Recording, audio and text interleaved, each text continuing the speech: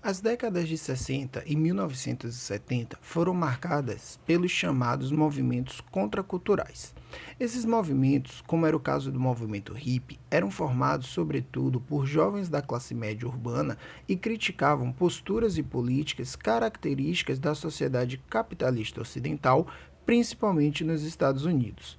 Em suas manifestações, eles defendiam um modo de vida alternativo aos objetivos capitalistas, baseado em comunidades pacifistas que não seguissem valores consumistas e militaristas.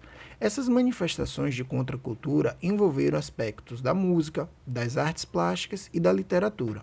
Por exemplo, você já deve ter escutado falar sobre o rock and roll. Esse estilo musical foi bastante usado pelos movimentos contraculturais como um modo de fazer crítica social e tratar de assuntos controversos relacionados à juventude e à política. Um dos principais movimentos dessa época, o movimento que defendia a igualdade civil entre negros e brancos, foi liderado por Martin Luther King. Suas propostas envolviam a luta pelo fim da discriminação dos afrodescendentes por meio da união entre brancos e negros. King organizou manifestações pacíficas nos Estados Unidos, além de estimular boicotes aos meios de transporte que diz passageiros de acordo com critérios étnicos. Ele também proferiu discursos incentivando a população a se mobilizar a favor da igualdade. Em 63, King liderou a Marcha pelos Direitos Civis, que teve cerca de 250 mil participantes. Além disso, por sua atuação política, recebeu o Prêmio Nobel da Paz. Em 68, porém, ele foi assassinado, deixando uma trajetória de luta e mobilização que inspirou gerações. Na época da Guerra Fria, os embates entre ideais capitalistas e comunistas se espalharam por diversas regiões do mundo e influenciaram movimentos políticos em diferentes países. China e Cuba foram dois países que vivenciaram as lutas políticas decorrentes da Guerra Fria. Desde 1911, a China vivia sob um regime republicano. Na década de 1920, surgiu no país o Partido Comunista da China, liderado por Mao Tse-tung. O partido se aliou à União Soviética, que buscava ampliar sua área de influência. Como tinham interesses que prejudicavam os grupos mais conservadores na China, como os membros do partido Kuomintang, o Partido Comunista foi bastante perseguido.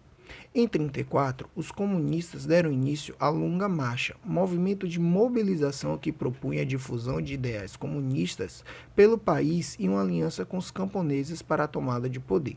Em 1949, após uma vitória militar, o grupo dos comunistas conquistou a cidade de Pequim. Foi instaurado então um regime socialista chinês liderado por Mao.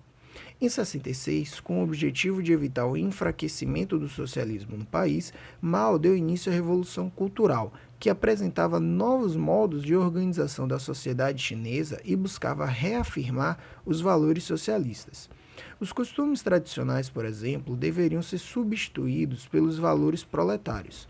A sociedade igualitária deveria ser construída por meio da coletividade e não do indivíduo. Também havia as propostas de eliminar a burocratização do Estado, de evitar a restauração do capitalismo e desenvolver as artes e tecnologias.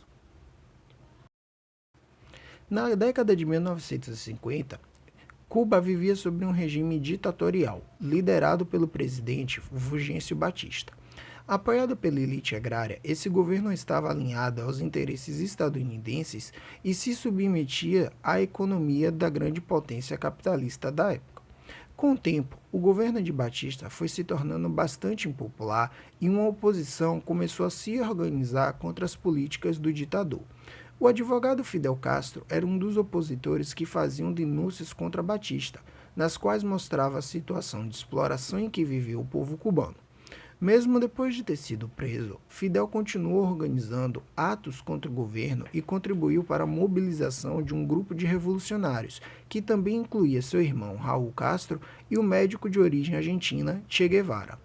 Os revolucionários que queriam lutar contra o governo de Batista se organizaram na região da Sierra Maestra, local onde o movimento adquiriu a adesão de camponeses cubanos. No local, os rebeldes treinaram algumas técnicas de guerrilha nas matas e planejaram a tomada do governo. Em janeiro de 59, com o apoio de grande parte da população, eles tomaram a capital cubana, Havana, e assumiram o poder do país. Tem início então, em Cuba, um governo de caráter socialista, com Fidel Castro no comando do país. As primeiras medidas do novo regime foram estatizar bancos e empresas e promover uma reforma agrária. Essas reformas, entretanto, eram prejudiciais aos grandes proprietários de terras cubanos, que resolveram se aliar nos Estados Unidos para impedir o prosseguimento da implantação do regime socialista cubano. Desse modo, em 62, as potências capitalistas, sob a liderança dos Estados Unidos, impuseram um embargo econômico a Cuba. Em contrapartida, Fidel ampliou as relações entre Cuba e União Soviética, estabelecendo seu país como parte da área de influência soviética. No período da Guerra Fria, ocorreram algumas mudanças no território que compreende a região da Palestina no Oriente Médio. Como vimos, desde o século XIX, o movimento sionista vinha crescendo entre os judeus. Com a morte de milhões de judeus durante a Segunda Guerra Mundial, esse movimento passou a receber apoio de alguns países para a criação de um Estado judeu. Desse modo, em 1947, foi criado pela Organização das Nações Unidas o Estado de Israel, um país independente a fim de abrigar a população judaica. Os palestinos que viviam na região, porém, sentiram-se prejudicados, porque muitos foram expropriados de seus territórios, perdendo suas terras para o novo país que se formava. Por esse motivo, os palestinos não reconheceram o Estado de Israel e se alinharam a países árabes da região em diversos conflitos com o apoio dos Estados Unidos. Após diversas guerras, os palestinos perderam pouco a pouco boa parte de seus territórios, que foram sendo incorporados ao Estado de Israel.